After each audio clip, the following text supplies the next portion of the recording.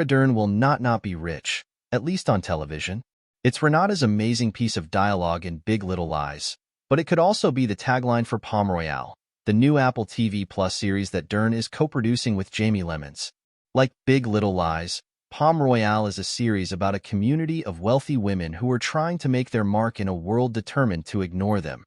And their greatest commodity is their secrets. Dern notes that there's plenty of parallels between the HBO show and her new 1960s set series, which is also based on a novel, Mr. and Mrs. American Pie by Juliet McDaniel. The longing that we had to do Big Little Lies was definitely centered around female ensemble and sisterhood, and that is very much the case with this show, she reflects. As producers, I know Nicole Kidman and Reese Witherspoon wanted to create opportunities where people who never get to work together can come together, and there is diverse storytelling and gender equity. All those things are true, but what excited us about this world and this time is, under the guise of high comedy, to satirically look at how life and culture and politics are so cyclic that we're right back where we were then. The very things we were fighting for then, we're still fighting for now. Adds Lemons, showrunner, Abe Sylvia reimagined the book in a way that is even more layered and reflective of what our society is like today. It's a commentary on what social politics are in America, but also so delicious and such a dessert of a show.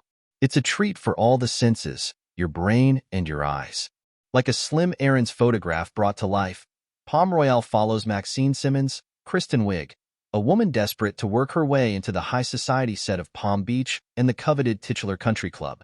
With the wardrobe of her comatose in-law, Norma Carol Burnett, Maxine makes a run at finding her place, but she'll find no one is as they seem, including feminist Linda Dern, Queen Bee Evelyn, Allison Janney, and mixed-up Dinah, Leslie Bibb. Wiig's Maxine feels like a mashup of some of her most beloved SNL characters, frosted with a more grounded touch. Wiig tells EW that channeling her comedic skills into something more real was absolutely the driving force behind her performance. We really wanted to make sure people were rooting for Maxine and that she was likable, she says. It was a fine line between doing very unlikable things, but at the same time, she's a caring, hurt person. I loved having those two sides and knowing that the show had sad moments and really funny moments.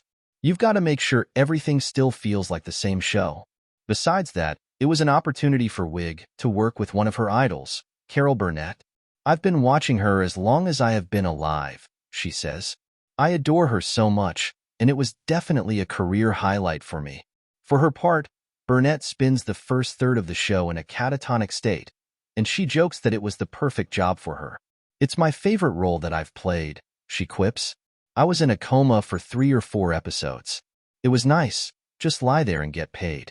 I'm very good at sleeping.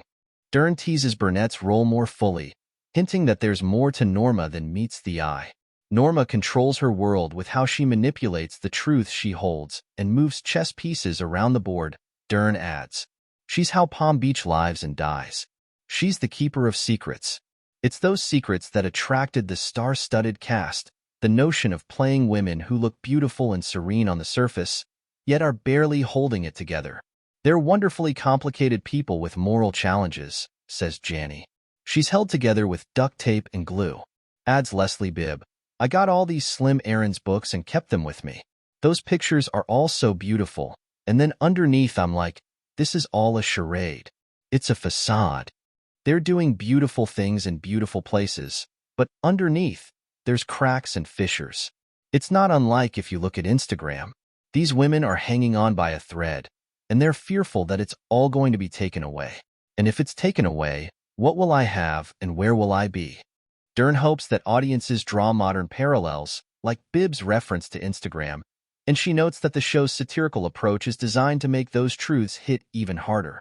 We wanted to make sure there was no preaching, but we were saying everything we wanted to say, she says. In a way, the comedy in it allows you to be even more shocked than if it were intentionally dramatic. You're caught up in this hilarious moment, and then it gut punches you. Ultimately, the show works on a principle of reverse psychology, showing the need for sisterhood via the distrust that simmers throughout this version of Palm Beach. Women are better together, reflects Bibb. You need a sense of community. In a subversive way, by showing us not doing that, The show is getting across the point that that's what you need to go forward. The irony is that we all want to belong to something.